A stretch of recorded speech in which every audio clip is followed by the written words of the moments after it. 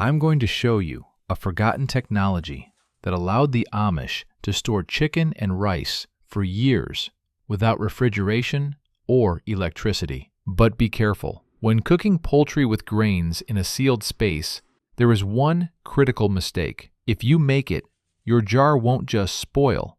It will turn into a ticking time bomb right in your cupboard. Today, we will repeat this legendary recipe step by step, and I will show you that exact secret that separates a perfect stockpile from a dangerous poison. Watch the video to the end to learn all the nuances of this forgotten method and avoid making a mistake that could cost you your health. We start with the foundation: chicken drumsticks. Chicken is meat that is available almost always, cooks quickly, and even in tough times often remains the most real protein option. But to make sure the drumstick isn't dry or rubbery, we're going to do something almost no one does at home. Prepare the skin as a protective casing. I take a regular teaspoon and carefully separate the skin from the meat on the leg. The spoon is needed here because it's soft and blunt. It doesn't cut, it doesn't tear, it just separates, and the skin stays whole. Now I take a fork and start piercing every drumstick. Yes, it's tedious, but it decides everything. The marinade won't stay on the outside, but will go deeper, and the flavor will be inside, not just on the surface. If you've ever cooked chicken that smells like spices but tastes bland, this is the reason. Moving on to the marinade, and it's intentionally simple. 2 teaspoons of sweet paprika. That's color, aroma, and a feeling of smokiness. 2 teaspoons of salt. I add olive oil, 2 spoons, so the spices stick evenly and don't burn. And ground pepper, so the taste is alive, not flat. Now the most important part. Don't just mix, but really rub the marinade into the meat, like you're rubbing lotion into your hands, confidently and thoroughly. After this, I put the legs in the fridge for 2 hours, because time works here instead of expensive ingredients. While the chicken is marinating, we assemble the skeleton of the flavor, the vegetables. I take 3 tomatoes and cut them into cubes about 1 to 3 centimeters. The tomatoes aren't needed here as a salad. They will give juice, a slight acidity, and become the base of the broth right inside the jar. Next, 3 carrots.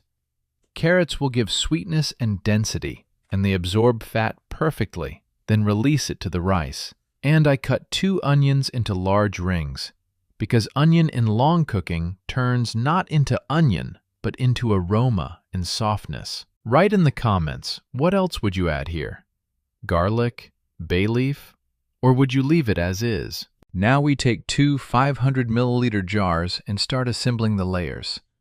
At the very bottom, tomatoes, because they will provide a moist cushion so the rice isn't dry. Next, rice. A couple of spoons in each jar, and the most important rule, the rice must be rinsed until the water is clear. If you don't rinse it, the excess starch will make everything cloudy and heavy, and instead of a fluffy stockpile, you'll get paste.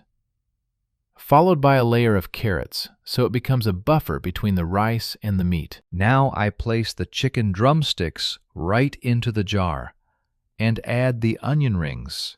So the onion ends up next to the meat, not somewhere separately on top. Because the onion needs to soak in the chicken juice, then it works as a flavor enhancer, not as a side dish.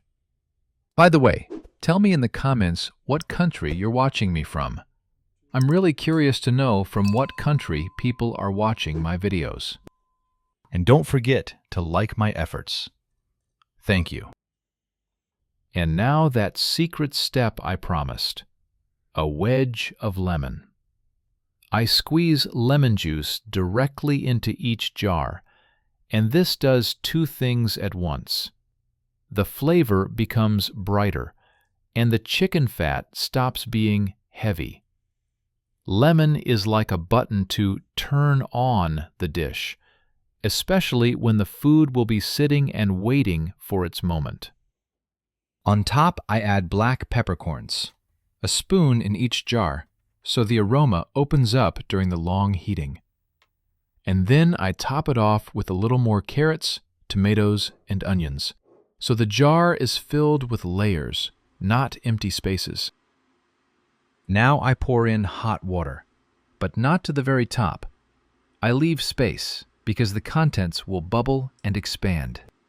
Instead of a lid, I cover each jar with foil, and I make sure to poke holes in the foil so steam escapes and pressure doesn't build up inside. If you've ever seen a jar crack from heat, that's exactly an attempt to lock in steam without an exit. Next, a trick with the baking sheet.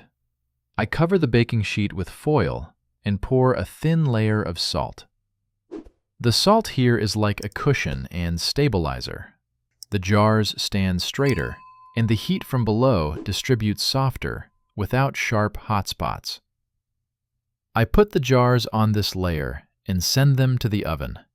First, 200 degrees Celsius, that's about 392 Fahrenheit, and bake for 1 hour.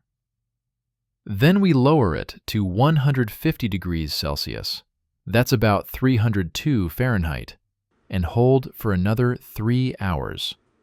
3 hours have passed. Now we'll see what we've got. Everything looks delicious. Now we'll taste it. Now an important moment. I close one jar with a lid and put it in the pantry. But I do it correctly. I wipe the rim with vinegar so the edge is perfectly clean, and close the lid while the jar is hot to create a vacuum. If you want a separate video about vacuum, how to tell it really took hold, and which jars you can't store, write the word vacuum in the comments. And the second jar we open right now and try. I pour it onto a plate, and look, the meat really falls apart. The rice is soaked in juices, and the vegetables have become part of the sauce. This is the type of food everyone should have. Cheap, filling, and most importantly, already ready when you have no energy, time, or conditions to cook. Make at least 2 jars this week, 1 to try, 1 for a rainy day, and write in the comments later how it turned out.